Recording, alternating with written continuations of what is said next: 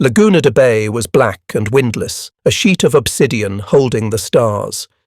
In the bamboo infirmary, a kerosene lantern hissed, and the tin crib smelled of soap and rust. Navy Nurse Lieutenant Junior Grade Dorothy Still Danner steadied a 3-day-old girl the internees called Baby Lois and counted the rises of the tiny chest with a fingertip. The ward clock above her shoulder had stopped weeks ago, second hand pinned at 12, as if the room were held between breaths. February in Luzon should have been merciful, the dry season with mornings mild and afternoons sharp with light, but the night air soaked into the cement and made the lungs feel like damp paper. Dorothy listened because listening was the only instrument left. For the crack in the mother's breath, the whisper-thin note of the baby's sigh, the faint sound across the lake that might have been an engine or hope inventing its own rescue. Discipline, not calories, kept the ward alive. Captain Maud Davison had drilled into them that uniforms were medicine. 4-hour rotations, charts kept in pencil, hands scrubbed until the knuckles chapped. Syringes were boiled until the water clouded and then boiled again. The mothers were hollowed by hunger. A few showed the swollen calves of beriberi, and the nurses took turns kneading cramps away. Salt had been withheld again. Rice came thin as a rumour. Evaporated milk was cut with water until it could hardly claim the name. Dorothy had learned to measure mercy in spoonfuls, to write ounces as if each digit were a rung on a ladder out of the pit. A Filipino helper slipped through the door to pretend he needed a broom. He didn't speak. He tipped his chin toward the lake and then toward Dorothy, a gesture as deliberate as an order. Information here moved like contraband, a shrug, an eyebrow, a sentence shaved to a rumour and hidden under the tongue. A tower guard had been seen listening rather than shouting. The cooks had heard tomorrow's ration would change. The new arithmetic of captivity made such whispers heavier than announcements. Dorothy lifted the infant and pressed her cheek to the down-soft hair. The skin smelled like warm paper. She remembered tunnels on Corregidor and the order after surrender. Continue nursing. She remembered Davison's calm voice. We will not stop being nurses. That sentence had kept them aligned through fevers and empty pots. Rotation became a kind of rest, routine a shield. Beyond the fence, a sound rose so gently it could have been the night clearing its throat. One engine, or two, or memory, forging its own rescue. Dorothy did not allow herself the easy victory of hope. She rationed it like sugar. She set the baby down and checked the coil of thread, the single piece of clean sheet saved for a delivery, the pencil stub with enough bite to write a name and an ounce. In the yard, a ladle knocked the bottom of the rice cauldron with that hollow, resigned sound every internee knew. The lantern flame seemed smaller in answer. Dorothy felt the ledger move inside her head.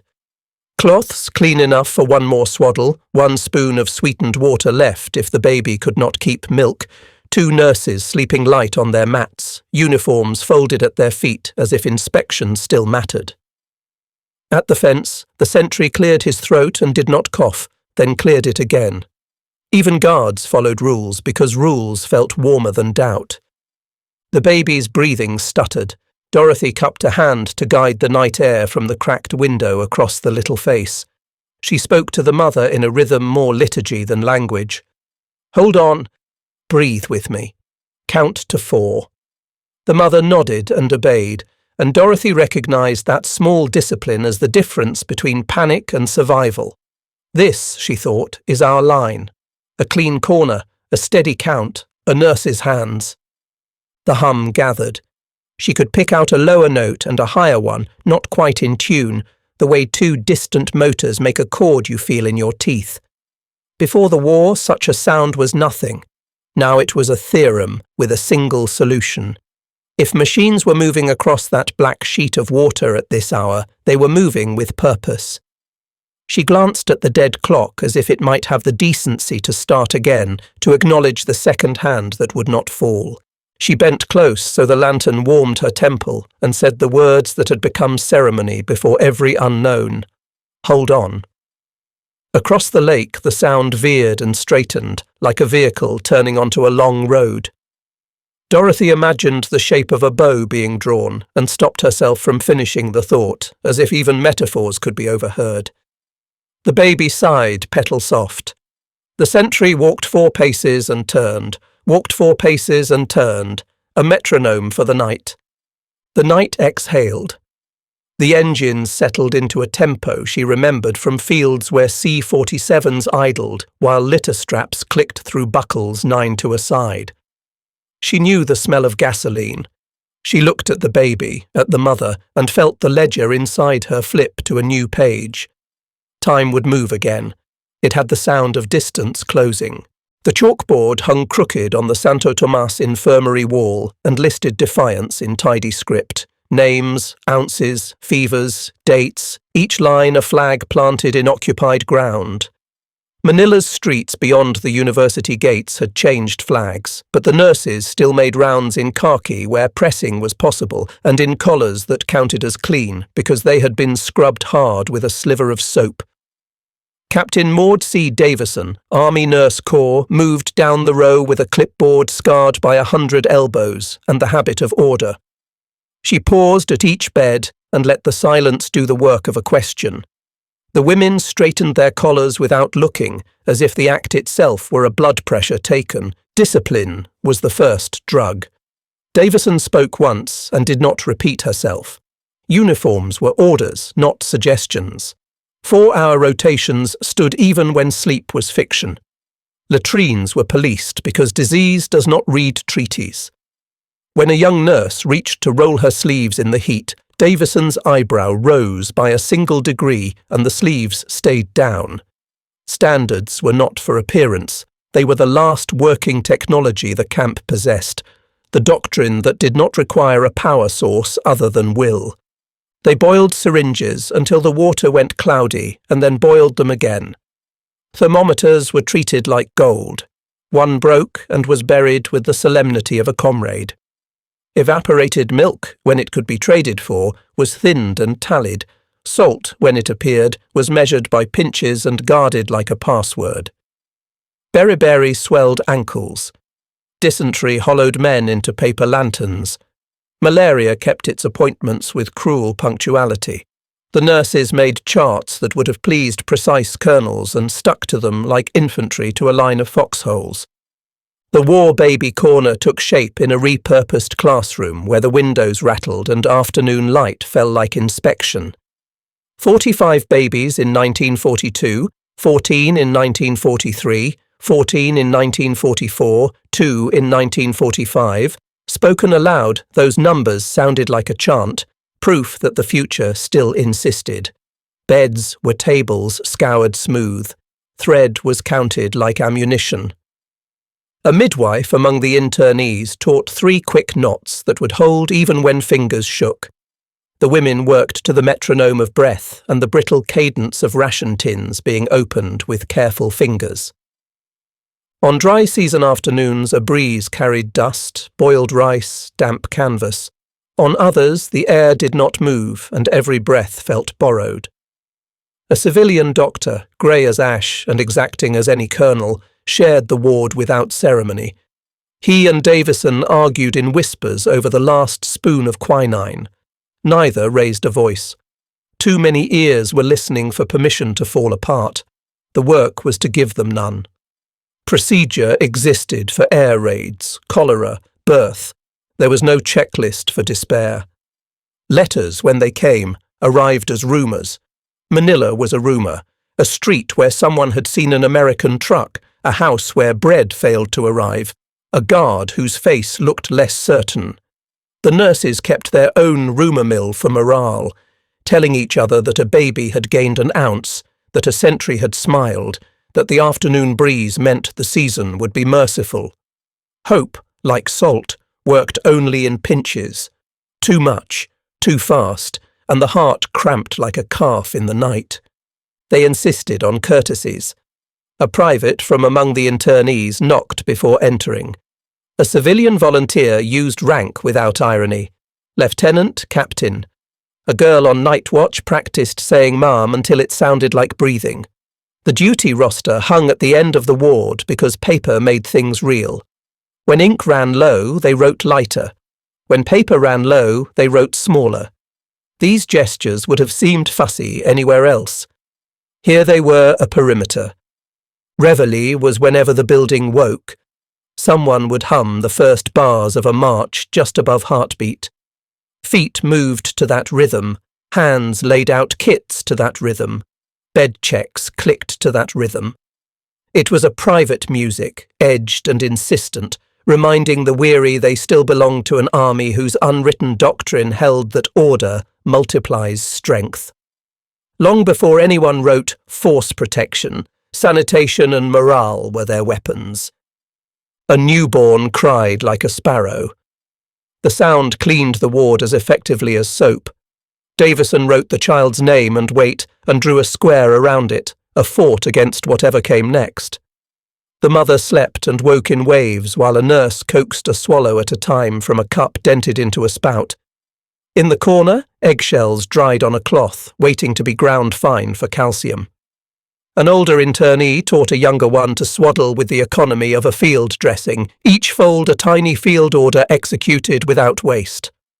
At night, the lanterns hissed and the windows turned to mirrors where thin faces hovered.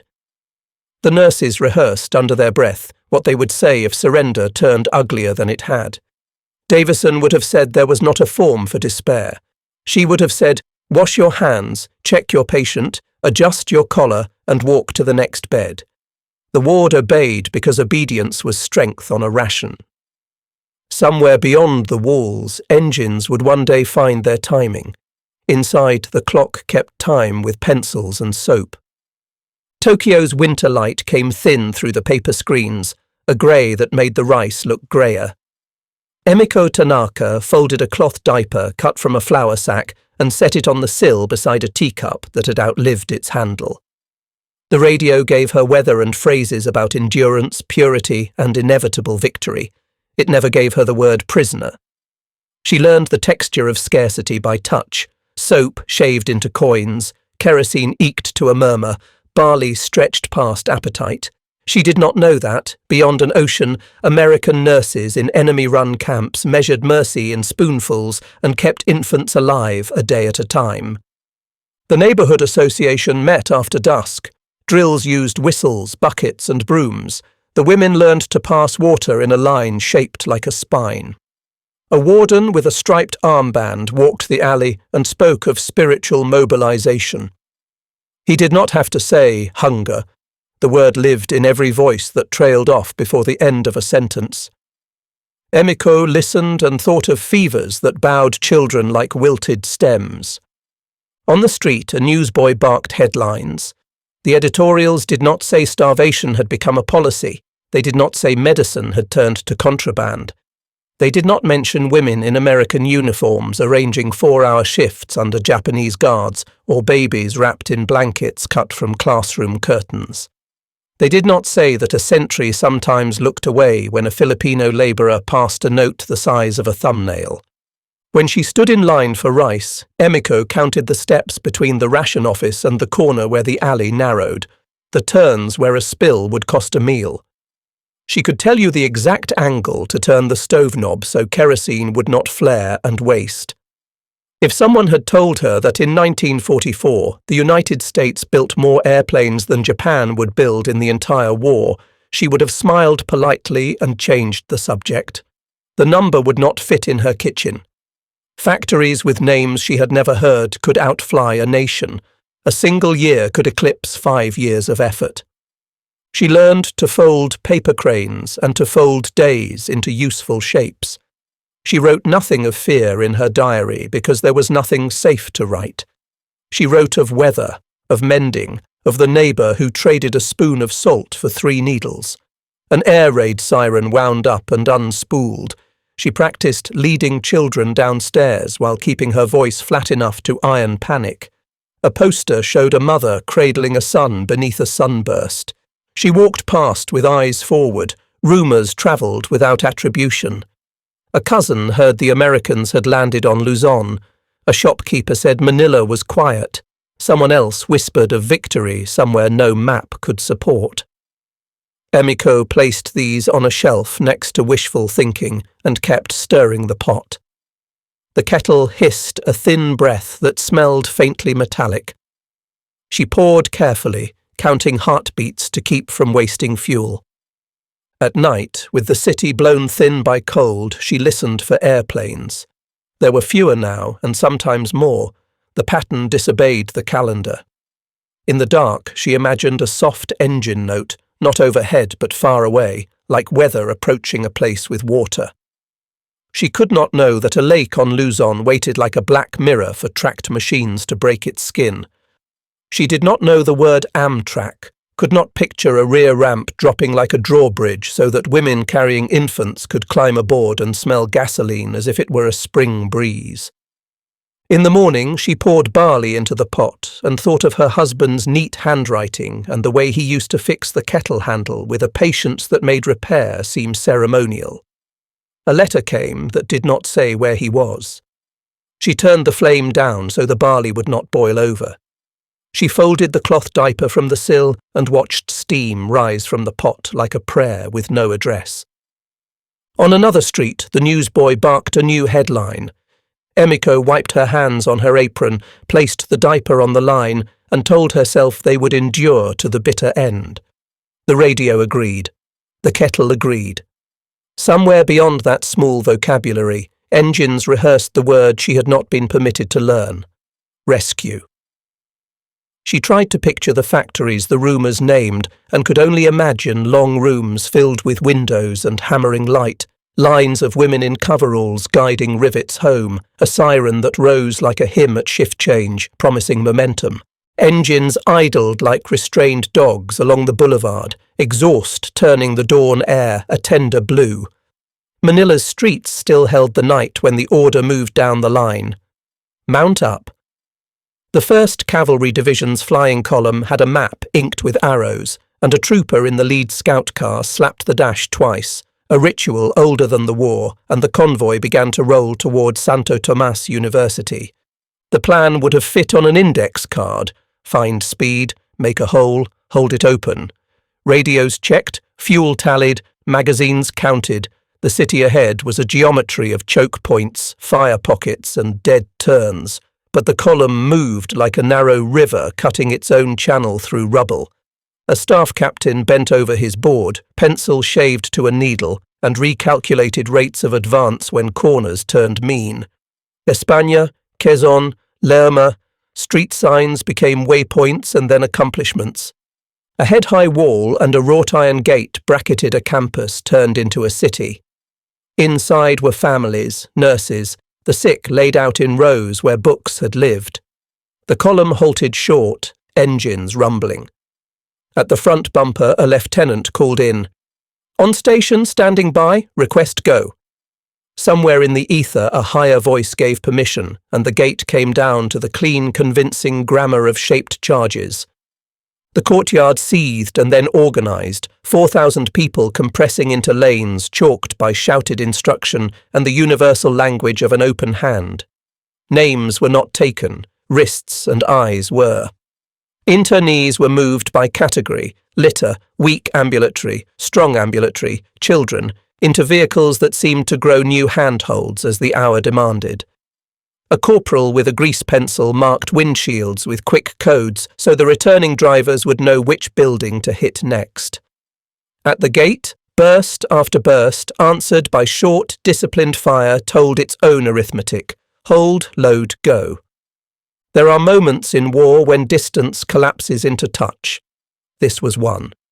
Cavalrymen cleared lanes fast, and the first trickle of civilians became a torrent. A nurse in a faded khaki dress moved toward the vehicles with the quiet briskness the army teaches and drew a breath that sounded like a page turning. On the perimeter, Japanese fire sputtered and flared, but the column's speed made its own grammar. By the time a sentence formed, it had already found its period. A major read the crowd as if it were terrain.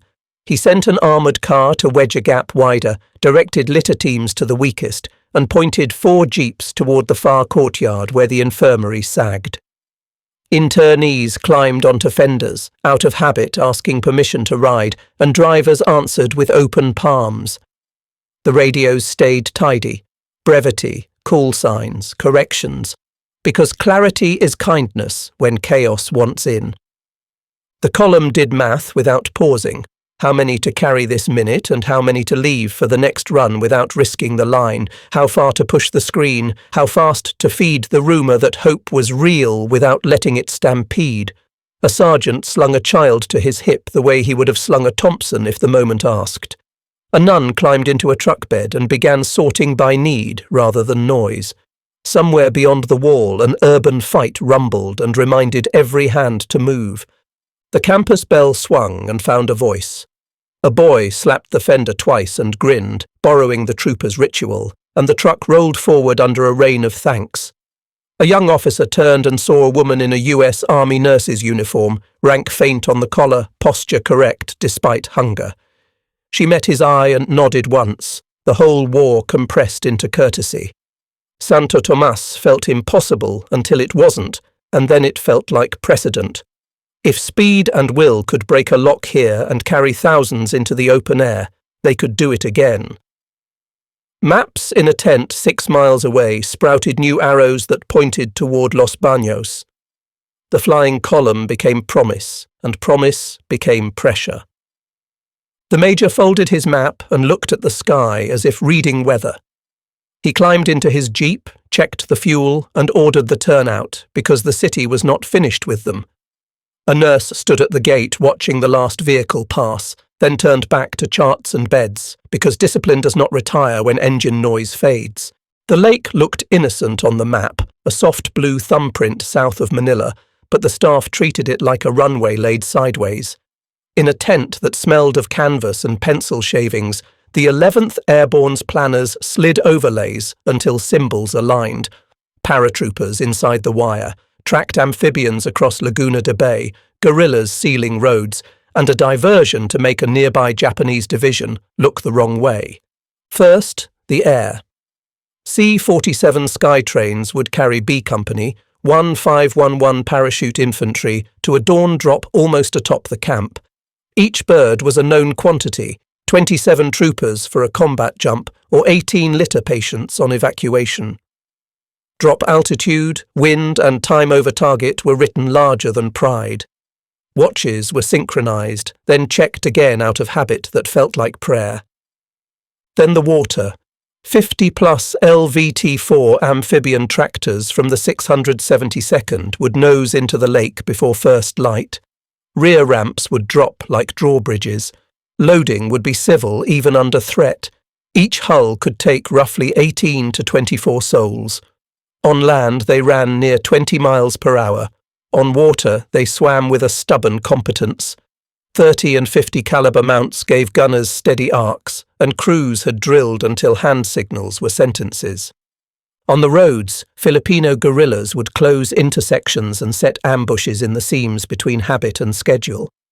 They knew which bridges sagged, which ditches swallowed axles, which garrisons woke angry, and which woke slow. Their work would not be seen by most of the rescued. That was proof it had been done correctly. The diversion would speak in artillery and movement. If the enemy spent 20 minutes sorting threat from theatre, the paratroopers would already be cutting locks and the tractors would be grinding ashore. The general idea fit American doctrine that favoured momentum and initiative, but the details had a sharper edge. Land in the wire, not beside it. Bring the ramp to the gate, leave no buffer for confusion. Ringler rehearsed the choreography until muscle remembered what mines might drop under adrenaline. He walked the line, checked static lines with gloved fingers, and said little. The men studied a cardboard mock-up of the compound and learned its grammar. Towers, gates, kitchens, wards. The radio plan was short and literal. Brevity words, call signs, no flourishes. Because clarity keeps people alive. Ammunition sat in neat stacks and demolitions in smaller, more respectful piles. Medical bags were packed and repacked. Rations formed awkward pyramids of K-boxes. A logistics lieutenant, hands black with pencil lead, traced the supply path that made this audacity possible. Aircraft plants that had already delivered more airframes in 1944 than Japan would build in the entire war. shipyards that launched Liberty hulls by the thousands, training bases that turned civilians into pilots and riggers on a timetable that made skeptics quiet. The numbers did not appear in the order, they lived behind it like a power source. The weather officer briefed dry season patterns: cool pre-dawn, light winds, reliable sealing. If the lake chopped, they would go anyway. If visibility fell, Amtrak drivers would count seconds and steer by shoreline smells, wood smoke, wet grass, the sour reek of mud, and still make their lanes. Guerrilla couriers arrived at odd hours with details that matter more than adjectives. A guard who smoked before breakfast, a cook who banged a ladle twice at the end of a pot, a patrol that cut a corner to step in the same dry patch. One note carried 2 words: babies present. The room changed temperature without anyone saying so. At the final brief, a captain asked the question that always waits at the edge. What if the guards start killing as soon as they hear aircraft? The answer was the plan itself. Paratroopers inside the wire within minutes, locks off, towers blind, tractors landing as the first shots sounded, guerrillas clamping roads so reinforcement crawled. The scheme had no spare parts. The precision was the mercy. Afterward, Ringler stepped outside and listened to engines settling into cruise. The sound promised a schedule being kept by strangers who would never enter the wire but would arrive on time all the same. He looked south, where the lake lay black and obedient under the stars. He imagined a ramp clanging down, a woman with a baby walking past a gunner who kept his fire high, and the engine note rising a half step as weight came aboard. Then he checked his watch again, because that was the part of the war a lieutenant can control. He went back into the tent and signed for his allotment of time as if it were ammunition, because in this plan, minutes would do what mortars could not. The ledger on Lieutenant Sadaki Konishi's desk was neat, columns marched, totals aligned, the ink clean. He believed numbers disciplined men better than rifles. At Los Baños, the morning routine clicked through: roll call, work details, ration issue. He approved a punishment ration for a group that had spoken after lights out. A cook's ladle struck the cauldron twice, a hollow metronome that meant the pot was mostly steam. Guards with Arisaka rifles took tower posts and began their loops. 4 paces turn, 4 paces turn. Konishi checked ammunition allotments and found them low, but not yet alarming. He shifted a man from the garden fence to the south gate and felt the friction ease on paper. He drafted a note describing the camp as orderly and the countryside as restive. He believed habit was law. Prisoners would queue because queues were safer than improvisation. Nurses would work because work was a narcotic stronger than fear. He could picture their small triumphs: a clean corner, a chart kept straight, a baby brought to term against the arithmetic of hunger. His wall map stretched the lake into an oval and drew roads as straight as promises. To the west lay Manila, where reports spoke of fires and advances he discounted as theatre. He circled the camp in pencil and rehearsed reasons rations had fallen.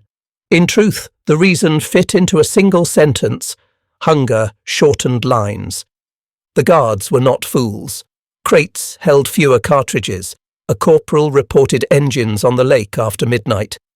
Konishi put a question mark beside the word and underlined it. He noted reinforcement for the south gate and closer watch on the kitchen. In depots he would never enter. K rations sat in stacks. In factories he would never name, Liberty ships slid down greased timbers toward oceans that turned schedules into destiny. 2,751 of those ships had been built, an enormity that made his definition of control look quaint. At the infirmary, a nurse in faded khaki adjusted a newborn's blanket. Konishi filed the existence of babies in the same column as illness and sanitation, things that consumed supply and produced little. He did not step into the ward. He did not imagine the dead clock whose second hand clung to 12. A guerrilla scout watched the camp from a tree line and counted tower turns. He carried a note: kitchens noisy at dawn, guards slow after roll call, lake quiet except for one sound at midnight that might have been rehearsal. The paper would move until it reached a tent where Americans drew a schedule whose verbs were jump, cut, load, depart. Konishi ordered more work in the vegetable plots and less in the workshops. He walked the fence and inspected wire as if it were a treaty. The day felt balanced. In the office, the ledger waited for totals. Konishi recorded rice, fish, fuel, labour, a tiny entry for medicine that mocked the category by existing. He added a column for wood and reduced the barracks allotment by a hand's width. Men who slept colder woke earlier. Earlier meant obedient. He did not consider the lake anything but a boundary. Maps taught him that water punished speed. He had not seen the tracked machines that made water into road, the rear ramps that turned hulls into doorways, the way steel forgives hesitation. He had not watched parachutes snap open within a fence line. His certainty was tidy. That afternoon he read a report about Manila and underlined phrases that made him comfortable. He imagined the enemy delayed by rubble and distance. He ate a bowl of rice with deliberate care. Outside, the lake exhaled and went still again. Toward evening, a breeze carried wood smoke and the sour note of mud. The light sharpened. Konishi walked once more to the map and rehearsed the next morning. Roll call at dawn, rations, inspections, the familiar carriage of a day that obeyed columns. He did not plan for engines at first light, for silk opening like punctuation over wire, for tractors writing tracks into wet sand. He picked up his pen. He began a new page and dated it in a careful hand. Beyond his maps, American shipyards had launched fleets at a cadence that would have sounded absurd in any staff meeting he had ever attended. 50 Casablanca-class escort carriers in a single class and 2,751 Liberty ships from coastal slipways that worked by shift and whistle. Those numbers would not have fit in his ledger. They would have broken its spine. He looked out at the lake one last time before dusk and saw only a flat sheet that promised quiet. Somewhere beyond the horizon, engines rehearsed their part until the timing clicked like a lock.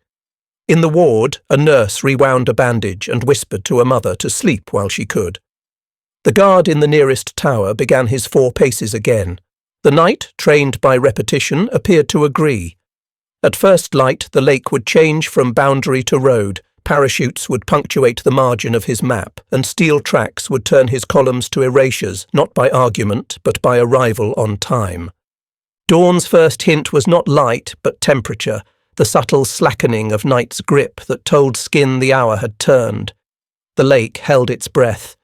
A moment later, the engines announced themselves not as noise but as schedule, the way a train declares a town on time. The first C-47 slid out of the grey as if inked there by a precise hand, and inside its ribbed fuselage B Company stood hooked to a line that promised both gravity and reprieve. Static lines taut, boots squared, chins tucked, they were weight and intent in equal parts. Ringler's voice travelled just far enough. Check equipment, stand by. The green light winked on. Every body leaned into the rectangle of open air as if drawn by a magnet that had been humming in their bones for months. Parachutes flowered within the perimeter, white silk punctuating the narrow yard between towers like commas in a sentence finally allowed to breathe. A guard at the nearest post finished his 4 paces and turned just in time to see a man land in front of him and roll to a knee, the motion as practiced as a catechism. The tower's rifle found its shoulder and never fired. The first burst from below clipped the legs out from under the posture. A whistle shrieked and short words cut through. Gate, tower, armory, kitchen. The wire gate at the service entrance bit a shaped charge and exhaled its hinges. The locks on the armory door gave up their argument to a pair of pliers and a block of explosive as neat as a loaf. The camp woke wrong and then, with astonishing speed, woke right. Internees froze, then surged, then obeyed when a sergeant with a voice like knotted rope raised a hand and pointed. Nurses materialized in the movement like notes in a chord, their uniforms a grammar everyone understood. Within minutes, a lane existed where none had been, a corridor from ward to yard that stayed open because 3 paratroopers with Thompson submachine guns and a private with a stretcher chose to be gate posts. A cook, still holding a ladle, cried once into a sleeve and began counting children as if inventory could hold chaos still. A second chalk touched down deeper in the compound. Dispersion was tight because the pilots had found their lines through the thin light with the same pious attention a draftsman gives a plan. Chutes drifted into laundry, onto hardpan, into the broken geometry of gardens. Rigging knives snapped cords. Men shook silk like dogs, shedding water and moved. A burst of fire stitched along the top of the kitchen and came back quiet because a machine gun on a tripod, placed where intuition and study said it should go, owned the angle. Somewhere a flare cracked, and someone sworn to keep flares for true emergencies felt the forgiveness of being correct. On the road nets beyond the wire, Filipino guerrillas closed the nearest intersections with logs and the courage to stand there. They watched a truck of infantry hesitate at a new obstacle, watched a lieutenant argue with his driver's hands, watched an ambush erupt on a schedule designed to stop time for 15 minutes. In that quarter hour, the camp's oils, fear, hope, noise, separated like substances and ran in predictable channels. That, too, had been part of the plan. Inside, the infirmary emptied in a column that remembered it had once been a line of school desks. Dorothy wrapped baby Lois and lifted, and a paratrooper with a face the age of a recruit's first shave stepped back as if yielding a door to a colonel. He did not touch the blanket, he touched his helmet brim because habit made a better bridge than language.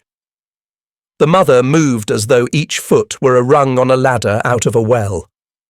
Dorothy counted in time to the machine gun's measured sentences and did not let her breath shorten. At the south wall, a gate fell outward and the world became bigger by the width of a tractor ramp's shadow. The first LVT-4 cut the shore like a plough, gunned twice and settled into the sand. Its hull smelled of oil and damp paint, a scent that could make a starving person weep. A gunner kept his chatterers high, chewing at the line of trees above head height, while a corporal on the ramp shouted numbers. 18, 19, 24.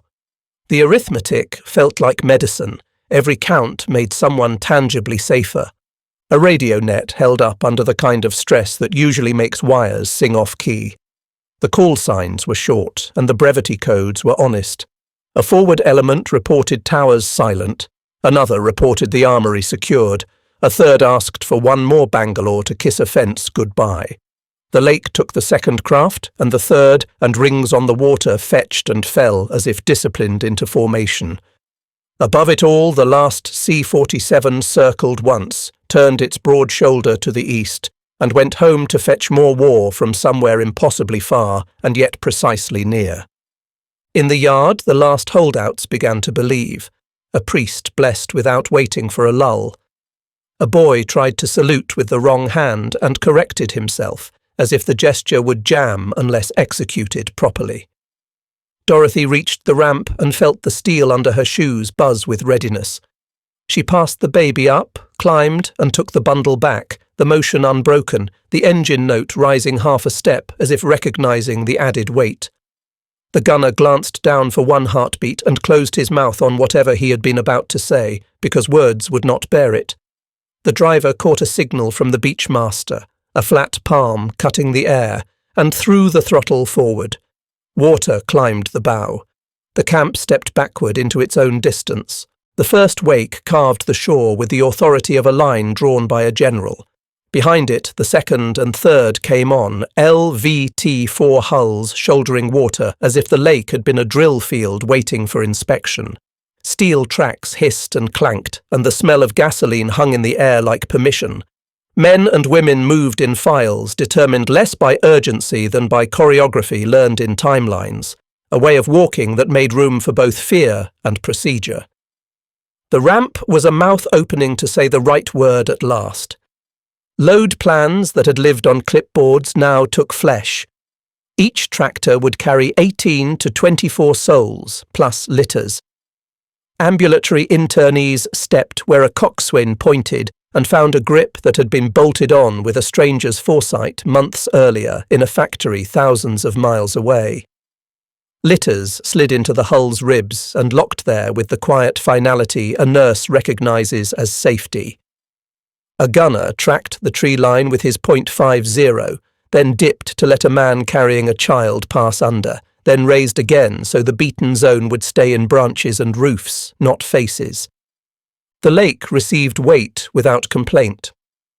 As the first tractor backed away into depth, Dorothy felt the hull take on the motion of water, shoulder, knee, sway, and adjusted the baby's head against her heartbeat. The mother's hands trembled and then steadied as the craft changed medium. A medic held a canteen out and she refused it. He nodded once, understanding the economy of that gesture. When he offered again, she accepted because refusal no longer preserved anything. The engine note settled into a hum that felt like patience, not urgency, and the bow shouldered a path through reflections that shattered and healed in the same second. On shore, coxswains shouted counts that turned the chaos into arithmetic. 19, 21, 24, secure. A corporal scribbled chalk on the side of a hull, ward first, then children, then infirm, to guide turnarounds. Another tractor kissed sand, ramp down, and a woman in an interned nun's habit stepped forward like a conductor and pointed with a hand that had turned compliance into its own power. Men who had carried rifles in other wars found they could carry strangers with the same economy of muscle. A paratrooper closed the ramp with a kick that had the grace of a practiced drill and signalled the driver with a flat palm and a circle. The machine turned as if consenting. Guerrillas on the road nets heard the engines on the water and tightened their ambush ropes. A Japanese truck hesitated at a felled tree and caught fire that seemed to arrive from the ditches themselves. The road chose to be impassable for 20 minutes, the way some mornings choose rain. That window was the currency of the entire plan, and the men who spent it did not look at watches. They looked at lanes and faces and counted differently. 3 more aboard, 1 litter placed, 2 children wrapped and handed up like bread. The second wave took aboard those who had been stubborn from habit rather than intent. A man with a ledger under his arm climbed last and set it on the deck with the reverence of a priest laying down a book. He had kept numbers to stay human. The hull beneath him belonged to a country that kept larger numbers and made them move. The lake slapped the bow, and the tractor answered with the steady push of torque turned into mercy. Somewhere a shot cracked and went wild. Somewhere else the rhythm of a burst found a post and chewed it down. A gunner worked his butterfly triggers with a restraint that would have surprised anyone who had trained him to think of violence first. He imitated the water's discipline, not the fire's impatience, stitching high and letting the arcs of tracer knead the high branches like wind. When a woman ducked under his field of fire, he lifted another inch and kept his arc clean as if protecting a line drawn by an unseen chalk. The lake widened as the tractors gained depth, and the camp contracted in the distance. Dorothy breathed in time with the engine and found she could finally spare a word. She told the baby a name in a whisper and promised nothing because promises are heavy. The infant answered with a small breath that fogged the edge of the blanket, a ghost of warmth on the colder air above the deck. The mother listened as if evaluating a medical order and closed her eyes for 3 heartbeats, which was all the rest she would permit herself while standing.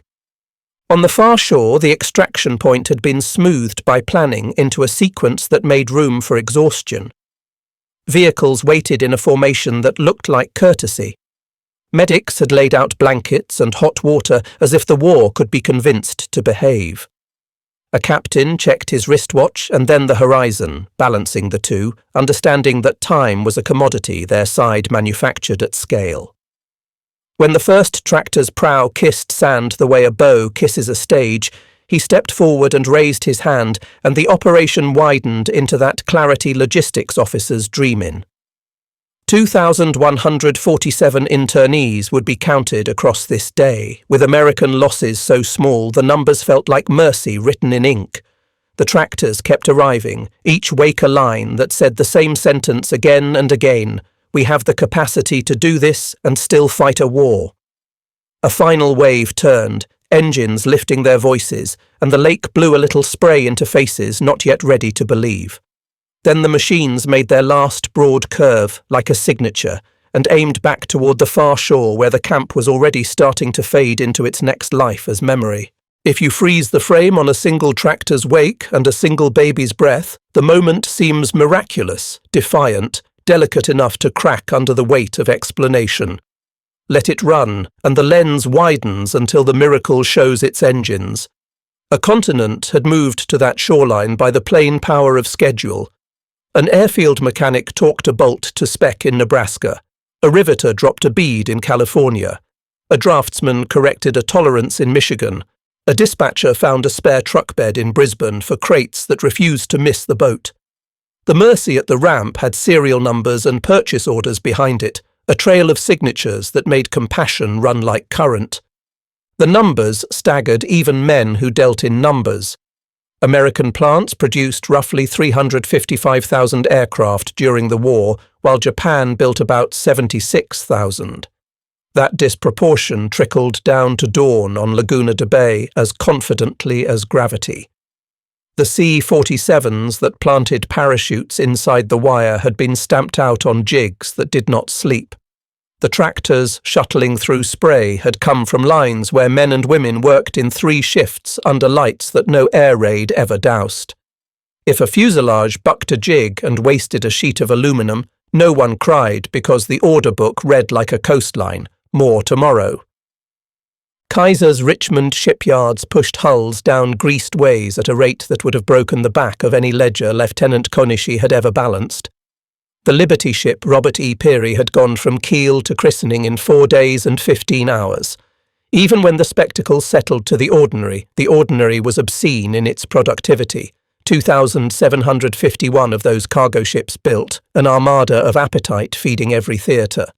Willow Run had learned to spit out a fully built B-24 Liberator approximately every hour by 1944. A statistic so unmusical that you have to hear it twice to notice the rhythm. 60 minutes, 1 heavy bomber, repeated until skepticism exhausted itself.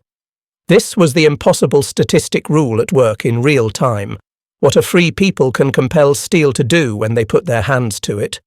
You could see the arithmetic written in bodies. A paratrooper's jump pay touched a riveter's paycheck. A riveter's fresh gloves saved a second on the line. A saved second shaved a minute from a day. A saved day gave a squadron its spares early. Those spares meant a maintenance crew kept one more transport in the air. That transport carried more demolition blocks to a drop zone where a gate argued with being a gate and lost. At the camp's perimeter, men with rifles borrowed that stored momentum and cashed it out in confidence. Cut here, blow there, push now. On a road that would not appear on any map this side of surrender, a Filipino teenager lifted a fallen tree with 4 friends and let it fall again in a spot where an axle would complain. He had no concept of the grand chart where arrows moved across oceans, but he understood the sound of a truck's first doubt. In a tent 100 miles away, an artillery captain who loved tables the way other men love lilies corrected the math on a fire plan so that a diversion would sound fat enough to be convincing. None of them met. All of them made their marks on the ledger that cleared the lake. Back in Tokyo, Emiko boiled barley and turned the stove down to save kerosene, and would later learn that a single US factory had produced bombers faster than she could have folded diapers. The story, when it came to her, would feel like science fiction dressed in coveralls. She would touch the page and think of windows, long, long windows, and the shimmer of heat above a floor where machines could be trained to sing. On the far shore, Dorothy stepped down into sand that took its time remembering it was ground and passed the baby to a medic who had practiced receiving exactly this weight. Her shoes filled with grit the colour of tea. She turned to watch the lake because turning your back on a miracle too quickly feels like ingratitude. Engines kept arriving as if ticked off a metronome. She thought of the dead clock with the second hand pinned at 12 and decided she would never again let a clock go unwound in any room she could control. Time, properly kept, saves lives.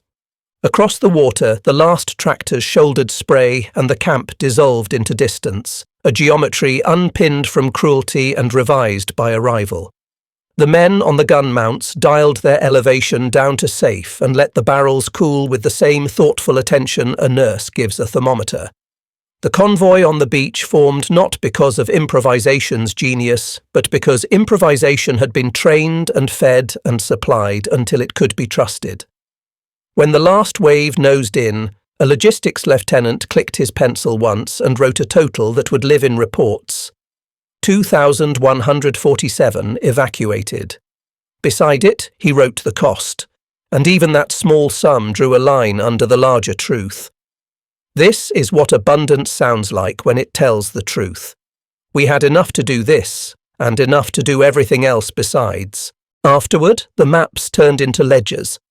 In a 6th Army tent that still smelled faintly of damp canvas and coffee gone honest, an analyst with square shoulders and neat handwriting laid tracing paper over Luzon and began to ask the questions that finish a battle properly.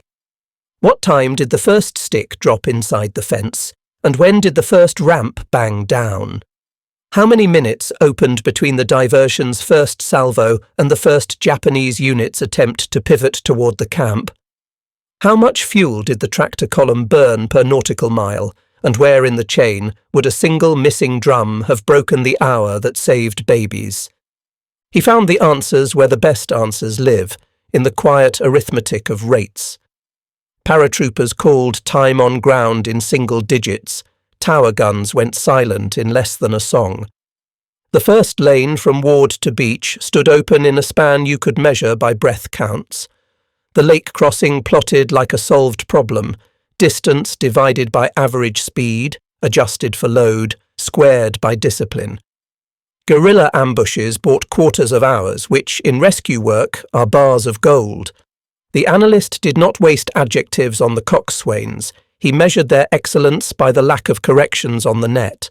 He pulled a second stack of papers forward and widened his lens. Production curves from stateside plants climbed a slope that would have looked absurd if you'd shown it to a staff college class in 1938. Aircraft lists read like inventories of a country's confidence. C-47s assembled and delivered on calendars that did not falter. Spares shipped before requests arrived because patterns had been learned so well that prediction felt like magic. The Liberty ship tally sat at 2,751 and the escort carrier line at 50 of the Casablanca class alone, flat statements as unromantic as brick but as decisive as battalions. He compared those to the tables captured from Japanese depots, replacements counted in trickles, convoy losses assessed in euphemisms, radios more precious than rifles. The 8th Division near Los Baños looked pugnacious on paper and hungry between the lines. Its theoretical pivot speed ran aground on empty tanks and a road net held together by hope and culverts. He circled a figure, the likely time it could have massed a counterattack, and wrote in the margin, no longer relevant once air, water and ground are synchronized. Ringler sat with him for 5 minutes and answered what he could.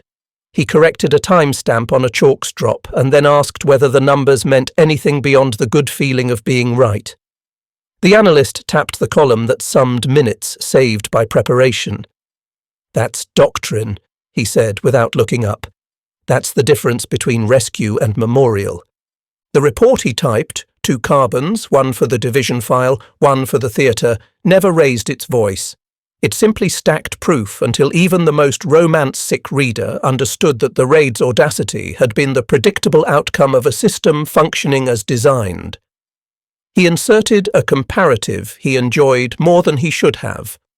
In some months of 1944, American aircraft production exceeded what the opponent could produce in an entire quarter. He left the sentence standing straight and moved on, resisting the temptation to underline. On a separate sheet, he logged the cost. 3 American dead, 2 wounded. Enemy losses estimated at 70 to 80 killed, many in the attempted response at the perimeter. He did not permit himself to turn those numbers into triumph. He permitted them to be ledger lines with moral weight. Precision, he wrote under his breath, pays its dividends in spared lives across both columns, although the enemy's ledger had been squandered long before this morning by a system that mistook cruelty for control. Back at the beach, Dorothy watched a truck load out and then turned her attention to a woman whose hands would not stop shaking. She took the fingers and counted softly to 4 in rhythm with the breaths, and when the hands slowed, she let go as if setting a metronome to a tempo a person could live at. A medic passed with a ledger and asked for a name spelled carefully. She gave it letter by letter, because careful spelling is a kind of respect. The analyst's report closed with 2 final lines, the first clinical, the second almost tender. The clinical: time from first parachute to last extraction within planned window, mission objectives achieved. The tender: recommend institutionalizing lessons, coordination across mediums, guerrilla liaison, scheduled kindness under fire. He pulled the final sheet from the roller and squared the pages until they lined up like ranks on parade.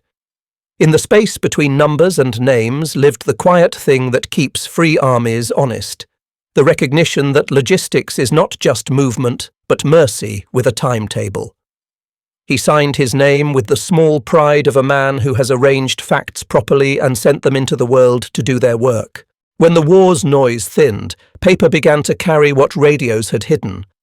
Emiko stood in a Tokyo, still sifting ash from its clothes, and read an article that might as well have been a letter addressed to the self she had been 2 winters ago. It spoke of camps in the Philippines, of American nurses in uniforms keeping rosters and charts under Japanese guard, of babies born under rationed salt and scarcity, engineered to teach obedience. It spoke of a raid at a place called Los Baños, where parachutes had opened like lilies over wire, and tracked machines had climbed out of a lake to turn maps into doors. She put a hand to her mouth, the gesture automatic, the way her mother had stifled a cough in church. Her world had been rice cues and drills, the radio's careful words and a kitchen scale that told hard truths.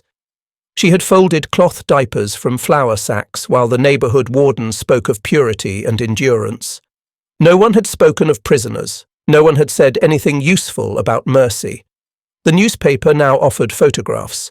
Women who looked like the stern teachers of her childhood moving in khaki among the hollowed and the hopeful, a baby wrapped in a blanket that did not match, men with American helmets standing as if to hold the air open.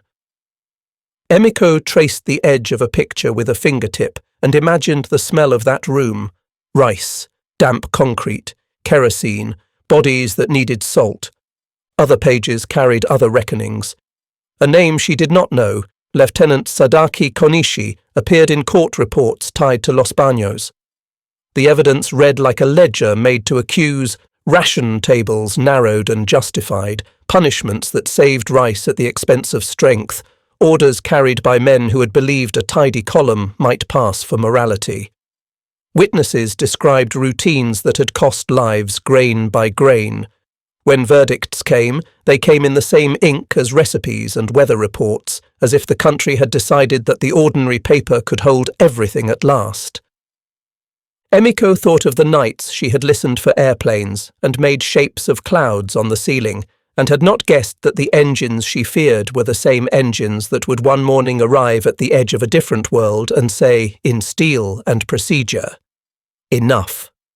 She felt a pulse of shame that was not the shame demanded by slogans, but the human one that asks, "How did I not know?" The answer was written across the years by hands that had savoured control. Her willingness to believe what was handed to her had braided with their willingness to hand her only what maintained their fiction.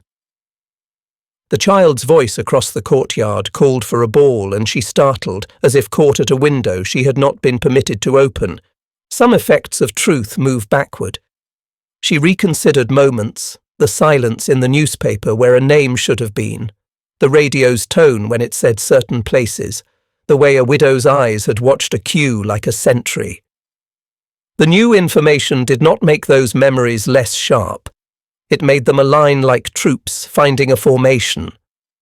She reshelved her thoughts accordingly and understood that there had been an army of mercy working under the same flag that had frightened her, and that such an army had carried infants on schedules the enemy could not disrupt. Across the sea, Dorothy slept for the first time without the night's sudden checks. She woke and walked to a window where glass had not been a luxury for 3 years and let the late sun warm her face. She did not feel absolution. She felt gravity. The names in her ledger did not organize themselves by relief, but by obligation. She wrote to the family of a woman who had taught her the 3 knots that hold when hands shake. She wrote to a doctor who had argued with her about quinine and had been correct enough for both of them. She folded the letters with the same dignity she had folded a corner of a blanket at a ward's end. In a quieter office, an officer stamped copies of general orders that braided citations into the official memory of units and edited out the messiness only slightly. The 11th Airborne Division got its lines of praise, the Amphibian Tractor Battalion its due, the guerrillas mostly got gratitude folded into phrases that could not carry their full story but tried. He read the names aloud, once the way a man reads a prayer for an empty room. Emiko put the paper down and washed a cup with water she measured by habit, then dried it and set it on the sill where sunlight found the chip that had never been repaired. She folded a paper crane not because anyone had told her to, but because hands sometimes need to be instructed by something delicate to remember themselves. She placed the crane beside the cup and looked at the sky that had once sounded like a threat, and now, in a way she could not have admitted the year before, sounded like a promise that machines could keep faith when people were allowed to make them honest. She picked up the paper again and read the article from the beginning to test whether the sentences would hold. They did. Years later, when technicians unpacked pallets in a relief operation and snapped open cases of gauze and saline with the practiced economy of motion that makes veterans nod, the crates bore numbers that traced backward to the day a tracked tractor took a baby across a lake. A medic slit a strap and said, without thinking, "Right on time." Time, when manufactured with intention, becomes a commodity a free people can spend on mercy. The lesson had been set in steel at Los Baños and then taught to generations until it began to feel like weather rather than policy. Dorothy wore civilian clothes that did not fit her as well as a uniform had. She taught nursing students that a clean corner could repel despair when supplies ran thin, that rosters mattered because routines hold when courage wobbles, that improvised formula is measured with prudence and hope both. When the clock in her ward stuck, she wound it herself and thought of a second hand pinned at 12. She had promised herself that any room she could control would have time that moved. Baby Lois grew and chose the profession that had first held her, the way some children grow toward the light that saved them. At a staff college, an instructor pushed chalk across a board and plotted Los Baños alongside Cabanatuan and Santo Tomas, making from the 3 a doctrine with teeth. Air, land and water synchronized, guerrilla liaison respected and resourced, last-mile extraction rehearsed and corrected, brevity on the nets enforced. The students took notes not because the raid was thrilling, but because it was exemplary. Precision had earned just recognition. The impossible now sat in a syllabus guarded by majors and master sergeants who understood that all audacity is, properly understood, the budgeted expenditure of preparation. In another class, a logistics officer flipped to a slide that still makes jaws set, industrial production curves as weapons. He named a shipyard, Kaiser Richmond, and gave a figure that always sounds like a boast until you check it and realize it's simply an address. 147 ships built in that one complex during the war. 1 yard, more hulls than many nations could imagine. Students wrote it down and then underlined without being told, the gesture less about cheerleading than about situational awareness. The numbers were protagonists. The numbers did not blink. In Tokyo, Emiko read a book borrowed from a cousin that tried to lay the war flat and failed in useful ways. It confessed and evaded on alternating pages. She judged it a human document for that. There was a chapter on prisoners and a paragraph on nurses and a line on babies that seemed to her too short and yet somehow sufficient. She thought of the cup on her windowsill and the chip that had caught sun every morning since the day she had learned the word she had not been allowed to know. Rescue. She tried it in a whisper. It sat in the mouth like a foreign candy, sweet, then strange, then simply true. The men who had planned Los Baños retired in small ceremonies that smelled of coffee and floor wax. One of them took home his maps rolled and bound with twine. He showed them to a grandson who liked straight lines and stickers. This road, he said, and this lane, and this beach. The child touched the lake with one finger and looked disappointed that it did not wet the page. The old man laughed and said that sometimes paper has to carry water until the real thing arrives. Then he closed the tube and put it back in a closet that held, like good closets do, both keepsakes and silence. In the larger ledger, History's untidy index, the raid found its proper row. It lived between audacity, successful, and system functioning. It served as argument against those who prefer to talk about luck. It served as argument for the patient accumulation of small, correct acts done on time. It taught that logistics is ethics when it chooses to deliver life rather than excuse delay. It taught that American industrial democracy, messy, rude, prolific, could outbuild, outfly and outlast creeds that wielded fear like a blade and mistook that blade for permanence. A memorial stands where survivors gather to age. The words on it are brief because stone, like paper, despises adjectives that do not pull their weight. Names, units, dates. The rest is carried by those who come and look and leave with their chins set. Some read the plaque and then check their watches without knowing why. Some touch a name and remember a hand signal across a bleak morning. Some bring children who fidget and are forgiven, because the point was always the future.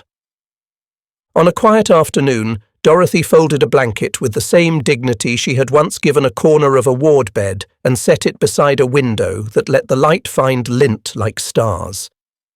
She considered the numbers again. 2,147 moved in a morning, 3 of ours lost. A fleet of tractors doing a ferry's work under fire. Airplanes behaving like precision more than miracle. Shipyards bearing down on schedules that would have embarrassed myth, and felt the pleasant tiredness that comes after a room has been set in order. The clock on the wall ticked obediently. She looked at it and smiled, then lifted her chin toward the door as if a nurse were about to enter, and the room, trained by long habit, seemed to become more exact in response. Outside, a siren rose. Not alarm, merely shift change at a plant that still made parts for missions, with more mercy than noise. And she felt the old recognition bloom. That sound is what competence feels like when it keeps its promises.